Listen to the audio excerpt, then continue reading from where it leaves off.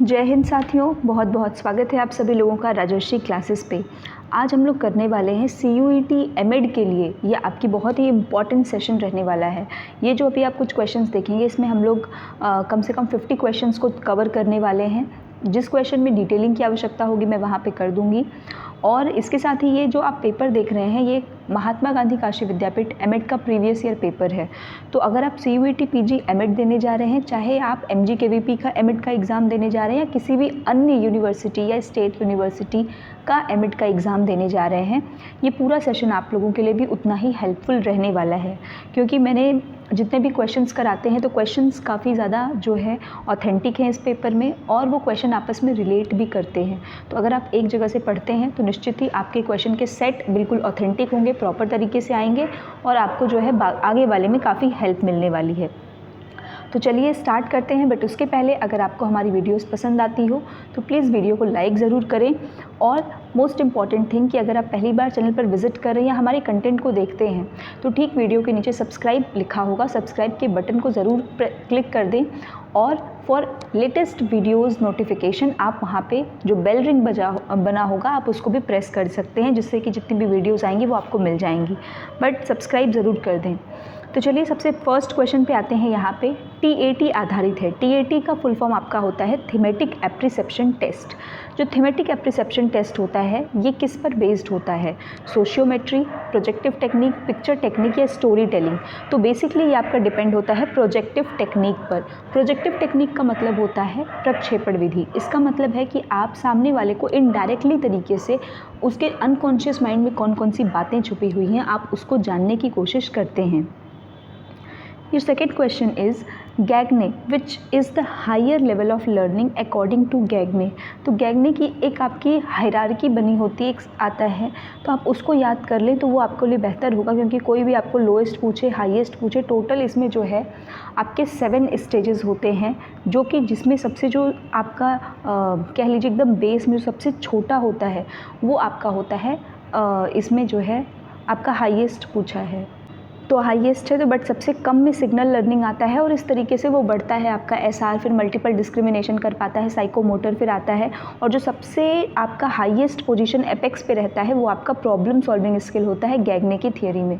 ठीक है, तो प्रॉब्लम सॉल्विंग स्किल और प्रिंसिपल लर्निंग, तो ये आपको याद रखना है कि गैगने की हायरार्की में सबसे आपका हाईएस्ट है वो प्रॉब्लम सॉल्विंग का होगा। बिहेवियरिज्म के फादर आपके JB वॉटसन हैं। 1911 या 12 में इन्होंने बिहेवियरिज्म को फाउंड किया था। तो JB वॉटसन आप याद रखेंगे। ये आपका फैक्चुअल क्वेश्चन है और काफ़ी इजी क्वेश्चन है। ऑडिपस कॉम्प्लेक्स किससे रिलेटेड है? तो ऑडिपस कॉम्प्लेक्स आप सभी लोगों को पता होगा, ये फ्राइड के थियरी से आया हुआ है। ऑडिपस कॉम्प्लेक्स फ्राइड ने 5 स्टेजेस दी हैं।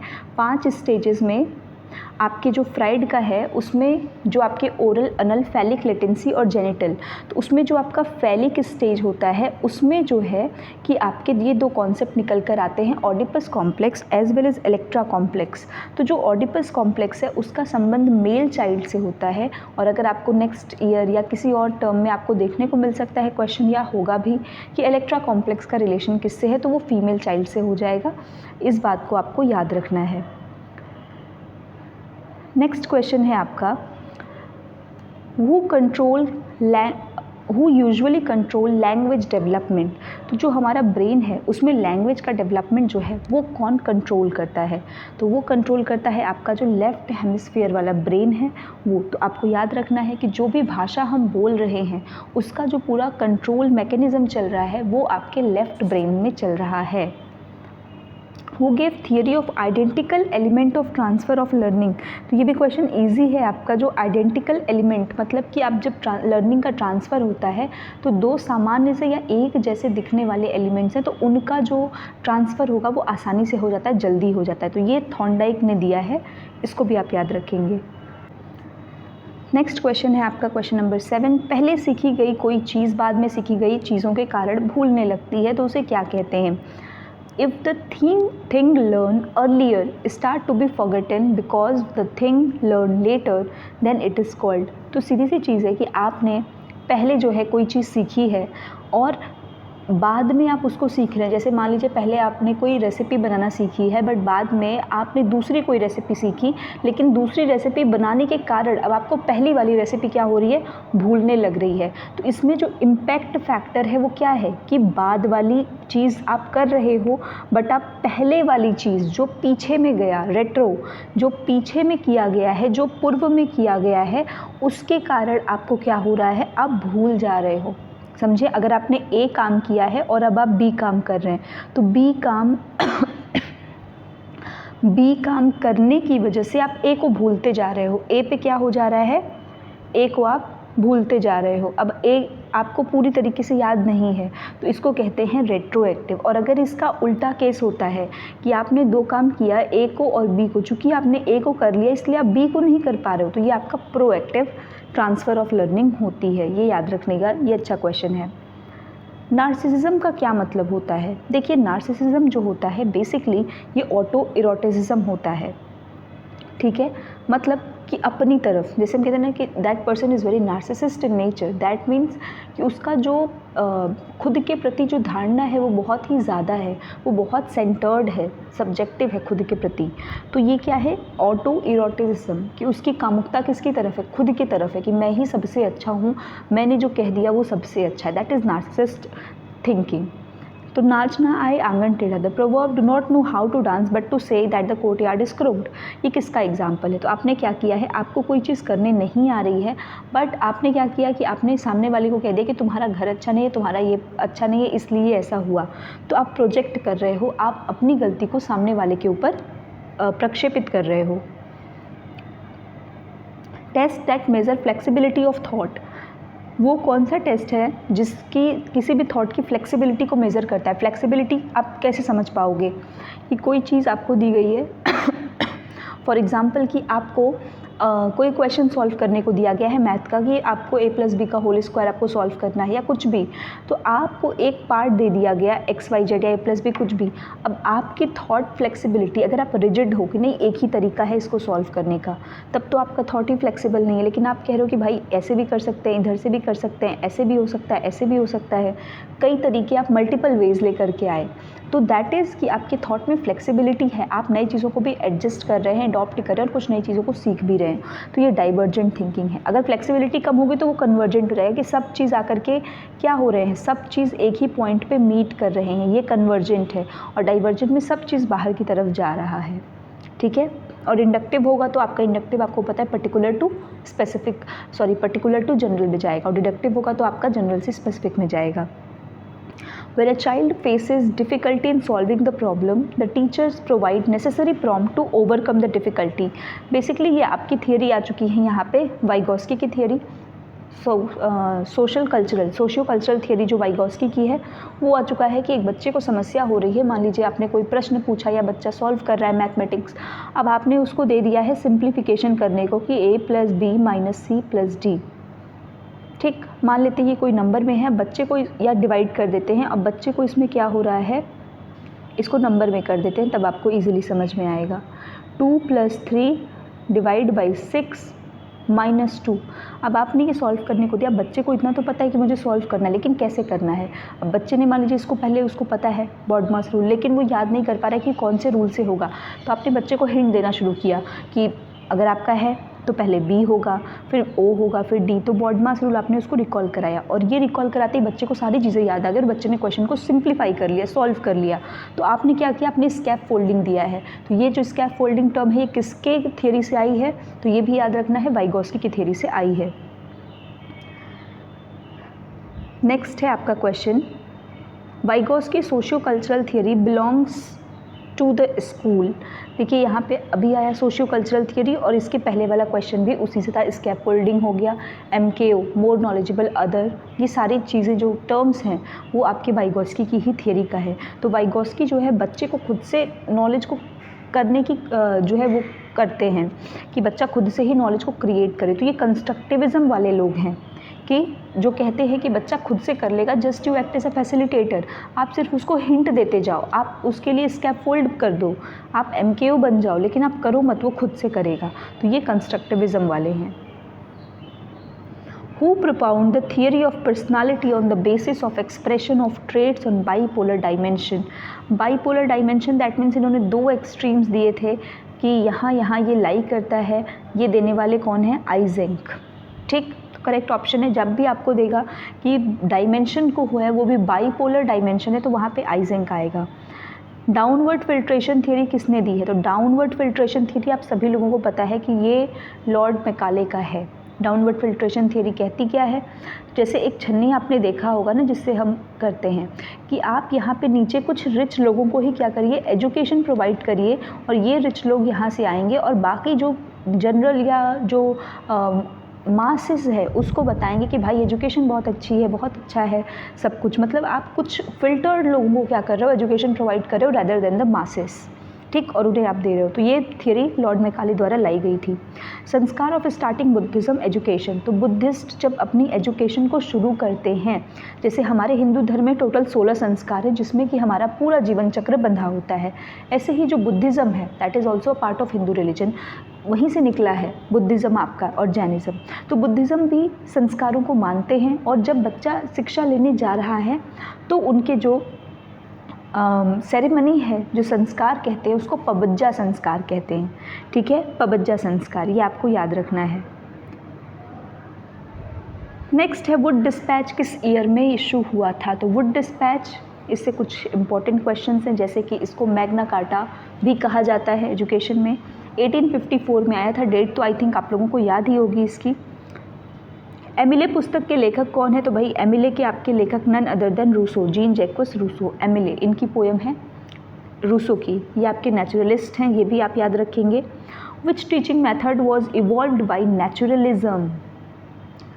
नेचुरलिज्म के द्वारा देखिए, जब आप प्रकृतिवादी हैं, जो प्रकृतिवादी लोग होते हैं ना, तो वो क्या करते हैं? सेल्फ डिस्कवरी पे फोकस करते हैं। सेल्फ डिस्कवरी कहाँ आती है? यूरिस्टिक मेथड में, जो साइंस वाले होते हैं कि आपको खोज करना है, अन्वेषण विधि, आपको सर्च करके देखना है। ठीक, जैसे कि उनका कहना है अगर पेड़ पे बच्चा चढ़ रहा है, वो गिर रहा है तो उसको गिरने दो। अगर वो आग लग गई है, आग देख रहा है तो उसको जलने दो, वो जल के खुद से सीख जाएगा, वो चढ़ के गिर के फिर सीख जाएगा। तो उसको स्वतः ही उस जो सत्य है उसकी खोज करने दो। तो that is related with naturalism, heuristic method. Hunter commission कब गठित हुआ था? तो ये तो आपको याद होना चाहिए, 1882। हंटर कमीशन का कब हुआ है? तो 1882 में हंटर कमीशन जो है आपका ये फॉर्म हुआ था। ऑपरेशन ब्लैक बोर्ड किसके लिए प्रारंभ किया गया था? तो operation black board after the आपकी ओपन यूनिवर्सिटी इग्नू स्टार्ट हुई थी उसके बाद, तो ये आपका हुआ था प्रारंभिक शिक्षा हेतु ही किया गया था आपका ऑपरेशन ब्लैक बोर्ड, उसमें कोई वो नहीं है, क्योंकि आपको पता है। अच्छा, ऑपरेशन ब्लैक बोर्ड होता क्या है, ये भी इंपॉर्टेंट क्वेश्चन है। देखिए, operation black board elementary education के लिए स्टार्ट किया गया था to give the primary schools और elementary schools the basic facilities for education. मतलब कि बच्चे को कक्षा में पढ़ाने के लिए जो भी सामान्य तौर से जो आपकी आवश्यकताएं हैं उनकी पूर्ति करने के लिए ऑपरेशन ब्लैक बोर्ड को लाया गया था, जिसमें कि आपके चौक, डस्टर, एक ब्लैक बोर्ड और आपका बैठने के लिए बच्चे का इंफ्रास्ट्रक्चर और एक बिल्डिंग, ये सारी चीज़ें की बात की गई थी। फादर ऑफ क्रिएटिविटी, तो क्रिएटिविटी के फादर जो हैं वो टॉरेंस हैं। ये क्वेश्चन काफ़ी बार रिपीटेड आया हुआ है, इम्पॉर्टेंट लगा लीजिए, ये याद करके जाइएगा। क्रिएटिविटी के फादर कौन है? Torrens. The score which occurs most frequently in a distribution mode, बहुत आसान प्रश्न है ये तो, कि सबसे अधिक बार जो आया है उस नंबर में उसको काउंट कर लीजिए, उसको मोड कहते हैं। गोखले बिल किससे संबंधित है? तो देखिए, गोखले बिल जो है आपका, ये भी जब आया था 1910 के नियर अबाउट में ये लाया गया था। ये भी आपके प्राथमिक शिक्षा के लिए ही लाया गया था, प्राइमरी एजुकेशन के लिए। स्याही धब्बा परीक्षण, इंक ब्लॉट टेस्ट, इसको किसने जो है आपका वो विकसित किया है? तो जो आपका इंक ब्लॉट टेस्ट है इसको विकसित करने वाले कौन थे? तो एच रोशा, जिसको हम हरमन रोशा भी कहते हैं। I hope now this is visible, I feel थोड़ा सा ब्लर है ये। Hermann Rorschach, ink blot test, but मैं बोल दे रही हूँ तो आपको क्लियर होगा। इंक ब्लॉट टेस्ट किसने डिस्कवर किया है? तो ये करने वाले हैं हरमन रोशा ने। शाखीय प्रोग्रामिंग, ब्रांचिंग प्रोग्रामिंग किसके द्वारा किया गया? देखिए, इसमें 3 प्रोग्रामिंग आप लोगों ने पढ़ा होगा। एक आपका है लीनियर प्रोग्रामिंग, आपको सबका नाम याद रखना है। लीनियर प्रोग्रामिंग हो गया, जिसके कौन है, ये स्किनर है। फिर आपका ब्रांचिंग प्रोग्रामिंग है, जिसके कि नॉर्मन क्राउडर, ये क्राउडर है इसका करेक्ट ऑप्शन। और एक आपका मैथेटिक्स होगा, मैथेटिक्स के कौन है, गिलबर्ट है। तो आपको तीनों को किसने दिया है वो नाम आपको याद रखना है एक्स्ट्रा में। Concept of cultural lag, cultural lag का मतलब होता है सांस्कृतिक विलंबना, मतलब एक कल्चर जो कि आपको दिख रहा है और एक वो कल्चर जो कि नहीं दिख रहा है। दो कल्चर होते हैं हमारे, भौतिक और अभौतिक, राइट। दोनों कल्चर में क्या हो जाना, लैग हो जाना, कि आप लैग होने का मतलब दोनों के बीच में काफ़ी डिफरेंसेस हैं, साथ में नहीं चल पा रहे हैं। तो ये कॉन्सेप्ट किसने दिया है, ये इन्होंने पूछा है, तो ये ऑकबर्न और निम्कॉफ ने दिया है। क्लियर है। नेक्स्ट, रिलायबिलिटी एसेंशियल रिक्वायरमेंट किसके लिए है। तो रिलायबिलिटी और वैलिडिटी पहले मैं आपको बता देती हूँ क्या होता है, वेरी इंपॉर्टेंट है ये। आगे आप जब एमएड कर रहे होंगे उस दौरान भी काम आएगा, कहीं से भी करें, रिसर्च करेंगे उसमें भी काम आएगा। तो बहुत इंपॉर्टेंट है कि रिलायबिलिटी और वैलिडिटी के कॉन्सेप्ट्स आपके क्लियर हों। रिलायबिलिटी का मतलब होता है विश्वसनीयता। इट मीन्स कि आप किसी चीज़ को अभी करो, 10 दिन बाद करो, 15 दिन बाद करो, it gives you the same result. वो रिज़ल्ट में उसके वेरिएशन नहीं होनी चाहिए। हाँ, जब हम रिज़ल्ट की बात करते हैं कि न्यूमेरिक वैल्यू है तो ऐसा नहीं है कि भाई मतलब बिल्कुल अगर 15.2 आ रहा है तो 15.222 ही आएगा, नहीं। हो सकता है 15.4 कर दे, 15.8 कर दे, 15.1 कर दे या 14.98 कर दे, बट ऐसा नहीं कि 15 है तो अगली बार 25 हो जाए, फिर उसके बाद 4 हो जाए, ऐसा नहीं होना चाहिए। अगर ऐसा है मतलब that test is not reliable at all. तो रिलायबिलिटी का मतलब होता है कंसिस्टेंसी से, ठीक है। कंसिस्टेंसी दैट मीन्स कि सिमिलैरिटी होनी चाहिए वहाँ पे। एंड नेक्स्ट है आपका टर्म वैलिडिटी। वैलिडिटी जो होती है वैधता। वैलिडिटी का मतलब है कि जो भी टेस्ट आपका है उसको जिस चीज़ के लिए फॉर्म किया गया है, कुछ उसके बेसिक अजम्पशंस हैं कि इसको ये चीज़ें मेज़र करेगी, वो उसी चीज़ को मेज़र करे। जैसे आपकी वॉच है, अगर वो समय देखने के लिए बनाई गई है तो वो समय देखने का काम करे, ठीक, दैट इज़ वैलिडिटी। अब एक और क्वेश्चन इंपॉर्टेंट आता है कि रिलायबिलिटी एसेंशियल रिक्वायरमेंट है वैलिडिटी के लिए, क्यों? क्योंकि अगर किसी भी टेस्ट में रिलायबल कोई टेस्ट है तो ये ज़रूरी नहीं है कि वो टेस्ट वैलिड हो भी सकता है और नहीं भी हो सकता है, दोनों चांसेस है अगर कोई टेस्ट रिलायबल है। बट अगर कोई टेस्ट वैलिड है तो इट मस्ट बी रिलायबल। बहुत इंपॉर्टेंट बात मैंने आपको बताई है, कोई टेस्ट रिलायबल है तो हो सकता है कि वो वैलिड हो और इसके ना के भी चांसेस है, 50-50 है। बट अगर कोई टेस्ट वैलिड है तो वो रिलायबल होगा ही होगा। और रिलायबिलिटी को क्यों इसेंशियल मान रहे हैं, क्योंकि कोई भी टेस्ट पहले रिलायबल होगा, उसके बाद ही वैलिडिटी उसकी चेक की जाएगी। ये नहीं कि आप वैलिडिटी देख रहे हो रिलायबिलिटी पता ही नहीं, ठीक। तो ये कुछ बेसिक कॉन्सेप्ट्स हैं जो बहुत इंपॉर्टेंट टर्म है, क्वेश्चन हर बार इस टॉपिक से आता ही आता है। दूरदर्शन का आविष्कार किसने किया, तो ये तो आपको पता ही है, हु इन्वेंटेड टेलीविज़न, तो इसे बेर्ड ने किया था। ये आपको नहीं याद है तो ज़रूर आप इसको याद कर लें, G.L. बार्ड ने। वेदों की ओर लौटो, वेरी इजी क्वेश्चन कि बैक टू वेदास, ये किसने आपका स्लोगन दिया है, तो ये स्लोगन देने का काम किया है स्वामी दयानंद सरस्वती जी ने, ठीक है। शिक्षा का औपचारिक साधन क्या है, देखिए हम जब एजेंसीज़ की बात करते हैं जो एजुकेशन देती हैं तो हम 3 एजेंसी पढ़ते हैं, एक आपकी फॉर्मल, इनफॉर्मल और नॉन फॉर्मल। आपसे यहाँ फॉर्मल एजेंसी पूछिए, फॉर्मल जब भी आए तो फॉर्मेलिटी याद रखिए, जैसे कि जहाँ पे एक रेगुलर टाइम होगा, जहाँ पे आपका एक रिजिड शेड्यूल होगा, आपको हर चीज़ टाइम के अकॉर्डिंग करनी होगी, कुछ आप कन्वर्सेशन भी कर रहे हो तो आपका एक डिग्निटी होगा, और तो और आपको सर्टिफिकेट्स दिए जाएंगे जब आप उस चीज़ को कर रहे हो, आपको उसके लिए कुछ ना कुछ आपको जो है फॉर्मल तरीके से ही होगा। तो स्कूल ही है, क्या मंदिर पे आप ऐसे जाते हो क्या, नहीं ना, आपका एक ड्रेस कोड नहीं होता है, जबकि आप स्कूल में जाते हो तो आपको कुछ नॉर्म्स मानने पड़ते हैं, कुछ स्टैंडर्ड्स जो स्कूल के होते हैं करने पड़ते हैं, तो सिर्फ स्कूल होगा। अच्छा, प्रेजेंट नेम पूछा है जो कि रविन्द्रनाथ टैगोर ने आपका इस्टेब्लिश किया था। तो रविन्द्रनाथ टैगोर को जो है गीतांजलि के लिए नोबेल पुरस्कार भी मिला है 1913 में, ये आपको याद होना चाहिए। और वो आपका किस लैंग्वेज में मिला है, किस लैंग्वेज में उनको नोबेल प्राइज़ मिली है फॉर गीतांजलि, वो आपको कमेंट करके बताना है। क्वेश्चन आया हुआ है तो आपके वो बताना है। इसके साथ जो उनका था शांति निकेतन की उन्होंने स्थापना की थी, प्रेजेंट में उसका नाम क्या है, विश्व भारती। अच्छे से याद कर लीजिएगा, क्योंकि देखिए इन्होंने कंफ्यूज करने के लिए विश्वविद्यालय और शांति कुंज नहीं रह गया है भाई, न श्री निकेतन है, विश्व भारती है, ठीक है। शिक्षा जीवन पर्यंत चलने वाली प्रक्रिया है। बहुत ही इंपॉर्टेंट क्वेश्चन है। एजुकेशन एक लाइफ लॉन्ग प्रोसेस, और बिल्कुल सही बात है कि एजुकेशन एक लाइफ लॉन्ग प्रोसेस होती है। ये एजुकेशन को किस सेंस में देख रहा है, तो ये एजुकेशन को एक वाइडर सेंस में देख रहा है ना, कि आप किसी भी एज में हो, जब आप छोटे थे तब भी, अभी आप एडल्ट हो तब भी, अभी आप और बड़े होगे, मैच्योर होगे, मिडिल एज में जाओगे, ओल्ड में जाओगे, तो एजुकेशन की कोई उम्र नहीं होती है। जैसे हम लोगों ने क्लास 12th में एक चैप्टर पढ़ा था इंग्लिश में, माई मदर एट 66 या 86 करके था। तो at that time that old lady is trying to learn the alphabets, is trying to learn that language. So education has no boundary. आप जब चाहो तब पढ़ सकते हो। तो ये जो बात कह रहा है ना कि जीवन पर्यंत चलने वाली प्रक्रिया है, तो ये वाइडर सेंस की ही बात कर रहा है। यही सही करेक्ट ऑप्शन है। नेक्स्ट क्वेश्चन है आपका कि कोठारी कमीशन किस साल अपॉइंट किया गया था। तो कोठारी कमीशन को हम, दूसरा कौन सा नाम है कोठारी कमीशन का, तो कोठारी कमीशन को हम किस नाम से जानते हैं, फर्दर एजुकेशन कमीशन के नाम से भी जानते हैं।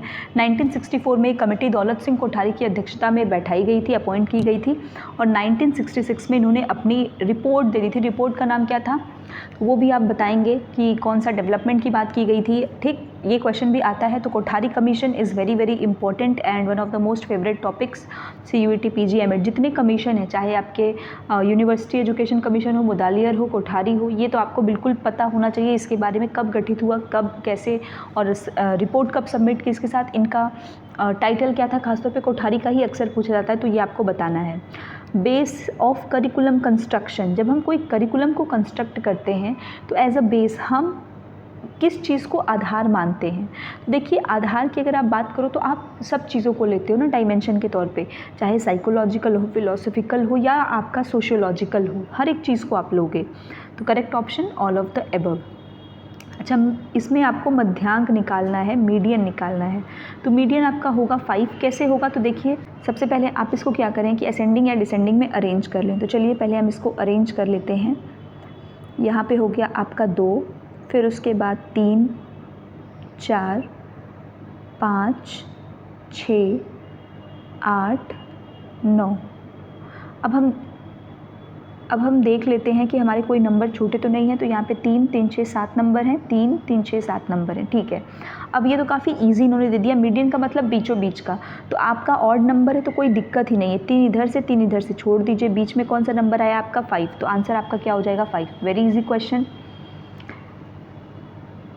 अच्छा, इसका मीन निकालना है। देखिए, मीन निकालने के लिए सबसे आसान होता है कि जो भी आपको नंबर दिए गए हैं इन सबको क्या कर दीजिए, जोड़ दीजिए। इन सब को जोड़ दीजिए और डिवाइड कर दीजिए। किससे डिवाइड करेंगे आप, तो डिवाइड करने के लिए आपको नंबर को काउंट कर लीजिए, कितने हैं, 1, 2, 3, 4, 5, 6 से आपने कर दिया। अब इसको ऐड कर लीजिए। चलिए मैं आपके साथ ऐड कर लेती हूँ, आप भी ऐड कर लीजिए।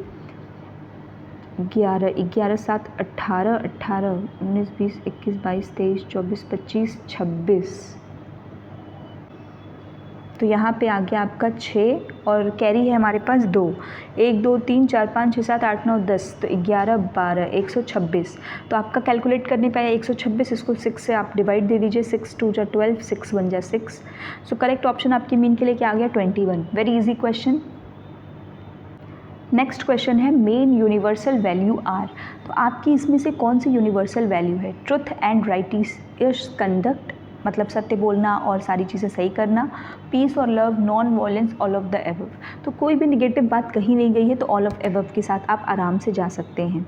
Micro teaching is used for, micro teaching का यूज़ क्यों किया जाता है। तो भाई आप एमएड का पेपर देने जा रहे हैं, तो मैं मानती हूँ आपने बीएड किया होगा, बीटीसी या कोई भी आपने कोर्स किया होगा। तो माइक्रो टीचिंग उसका एक इम्पॉर्टेंट भाग है जो आप अपने लाइफ टाइम याद रखेंगे। अच्छा, मैंने माइक्रो टीचिंग करी थी, या micro teaching is a part of it which is very important. तो आपको याद होगा कि आपने क्या करने के लिए आपको माइक्रो टीचिंग सिखाई गई थी। आपके टीचर ने पहला शब्द क्या बोला था, तो थोड़ा सा रिकॉल करिए, आपको याद आ जाएगा। तो बेसिकली वहाँ मुझे जो याद है, तो मेरे टीचर ने कहा था कि आप लोगों को स्किल सिखाई जाएगी। तो वही स्किल डेवलपमेंट के लिए, वो स्किल कौन सी स्किल होती है कि उस कक्षा में आपको कैसे खड़े होना है, वो भी एक स्किल है। बोर्ड पे कैसे लिखना है, चौक कैसे पकड़ना है, कितने डिग्री पे आपको देखना है, कितने डिग्री से हटकर आपको लिखना है, क्वेश्चन कैसे पूछना है, बच्चे को रिइंफोर्स कैसे करना है, बॉडी लैंग्वेज कैसे रखनी है।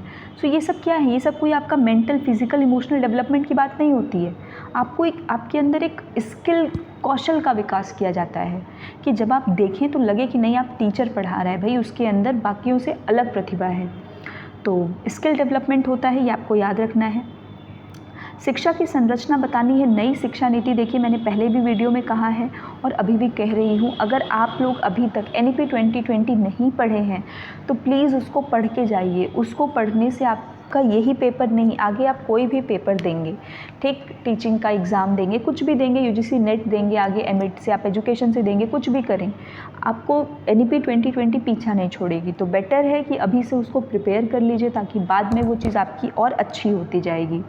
तो नई संरचना आपकी 5-3-3-4 की है, जिसको हम शॉर्ट में FPMS, foundational preparatory middle secondary भी कहते हैं। अच्छा, वसुधैव कुटुंबकम का क्या मतलब है?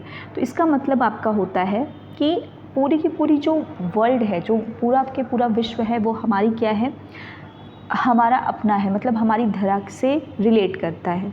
तो ये आपका होगा कि अंतर्राष्ट्रीय सद्भाव, कि हम किस में आपका बिलीव करते हैं कि सब अच्छे हैं और सब अपने हैं, इंटरनेशनल कोहेरेंस में। WWW का पूरा नाम क्या है? तो ये वो लड़ने वाला WWW नहीं है, ये है आपका world wide web. World wide web को किसने जो है फाउंड किया है, तो वो भी आपको साथ में याद रखना है, कमेंट करके बताएंगे आप। चलिए मैं बता देती हूँ, एक कमेंट वाला क्वेश्चन मैंने ऑलरेडी दिया है, तो टिम बर्नर-ली उन्होंने दिया है, तो ये आप साथ में याद रखें। अच्छा, नाउ आपको पूछा है कि कोरिलेशन के बीच का मान क्या होता है। देखिए कोरिलेशन आप किसी भी चीज़ के बीच में देखें, उसकी वैल्यू हमेशा -1, 0 और 1 के बीच में ही होती है। मतलब अगर आप इन शॉर्ट अगर आप कह लें तो इन शॉर्ट में -1 से लेके +1 के बीच में ये लाई करती है आपकी कोरिलेशन की वैल्यू, याद रखिएगा इसको। राष्ट्रीय दृष्टि बाधित संस्थान, ये भी क्वेश्चन बहुत इंपॉर्टेंट है। National institute for visually handicapped बच्चों का जो है वो कहाँ पे है, जिसको शॉर्ट में NIVH कहते हैं, ये आपका देहरादून में स्थित है। तो ये भी आपका फैक्चुअल क्वेश्चन है। ब्रेल लिपि का आविष्कार किसने किया है? ऑफ कोर्स लुईस ब्रेल ने किया है, ये भी आपको याद रखना है। नेक्स्ट क्वेश्चन आपका है, ओके, RTE 2009, RTE कब आया था? तो RTE 2009 में आया था, बट इम्प्लीमेंटेशन की बात की जाए तो 1 अप्रैल 2010 को RTE इम्प्लीमेंट हुआ था। कितने चैप्टर्स हैं? तो चैप्टर्स कितने हैं टोटल RTE में? तो RTE में टोटल आपके 7 चैप्टर्स हैं, ये याद रखेंगे। भारत में पहली शिक्षा नीति की घोषणा किस वर्ष की गई थी?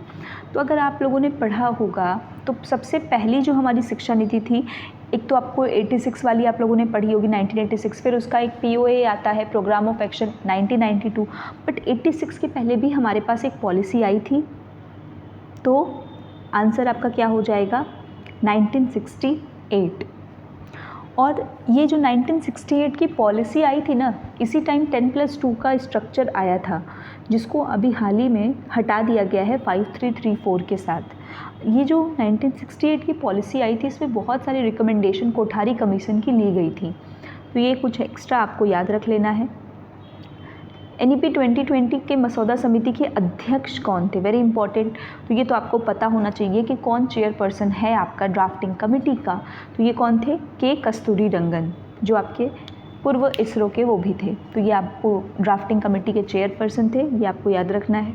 कक्षा 5 तक कौन सी भाषा को ख़त्म कर दिया गया? तो ऑफ कोर्स इंग्लिश को ख़त्म किया गया है। काफ़ी डिबेटिंग टॉपिक भी था कि इंग्लिश को क्लास 5 तक नहीं दिखाना है बच्चे को उसकी जो उसकी लोकल लैंग्वेज है और जो उसकी मातृभाषा है आप उसमें बच्चे को पढ़ाइए, बट इंग्लिश में नहीं। 6 क्लास से इंग्लिश को जो है यहाँ पे लॉन्च करने की बात की गई है। MHRD का नाम क्या रख दिया गया है? तो भाई जिस विभाग में आप कर रहे हैं वही विभाग है, दैट मीन्स एजुकेशन मिनिस्ट्री कर दिया गया है, मिनिस्ट्री ऑफ एजुकेशन। शिक्षा दिवस कब मनाया जाता है? Most important question. तो आपका जो इंटरनेशनल एजुकेशन डे है वो आपका मनाया जाता है 24 जनवरी को, ठीक। And if I am not wrong 24 January is also important for Uttar Pradesh. Uttar Pradesh के लिए भी काफ़ी इम्पॉर्टेंट है, और बालिका दिवस भी इसी के आसपास में कुछ रहता है। तो आप इस तरह से रिलेट करके याद रख सकते हो कि आप देखो 24 जनवरी वाइट इज़ इम्पॉर्टेंट। तो एक तो आपका पूरे वैश्विक स्तर पर शिक्षा के रूप में मनाया जाता है, और हमारे लिए भारत में उत्तर प्रदेश में मैं रहती हूँ तो मेरे लिए भी इम्पॉर्टेंट है और फीमेल के पर्पज़ से भी ठीक है। Which is a type of audio visual add. देखिए अगर हम ऑडियो विजुअल एड की बात करते हैं तो वो एड जो कि हमारे पास क्या है, जिससे हम सुन सकते हैं और जिससे देख सकते हैं, रेडियो, टेलीविज़न, OHP और ऑल ऑफ द एबव। तो यहाँ पे अगर आप देखो तो रेडियो से तो आप सिर्फ और सिर्फ क्या कर सकते हो, सुनते हो। OHP सिर्फ आप देख पाते हो, ओवरहेड प्रोजेक्टर होता है जिस पे आप देख पाते हो। टेलीविज़न, इसका जो करेक्ट ऑप्शन होगा टेलीविज़न, क्योंकि टेलीविज़न में आप देख भी रहे हो और आप सुन भी रहे हो, दोनों चीज़ आप यहाँ पे कर लेते हो। So television is the correct option for that. चलिए, तो आपके 50 क्वेश्चंस यहाँ पे जो है कवर हो चुके हैं, हमने 51 कर लिया है। अब बाकी के क्वेश्चंस हम लोग नेक्स्ट सेशन में करेंगे। अगर आप कोई भी प्रॉब्लम हो तो आप कमेंट सेक्शन में ज़रूर लिखिए और चैनल को सब्सक्राइब ज़रूर करिए। वीडियो पसंद आई हो तो लाइक ज़रूर करिए। मिलते हैं नेक्स्ट वीडियो में, तब तक अपना ख्याल रखें, स्वस्थ रहें। जय हिंद।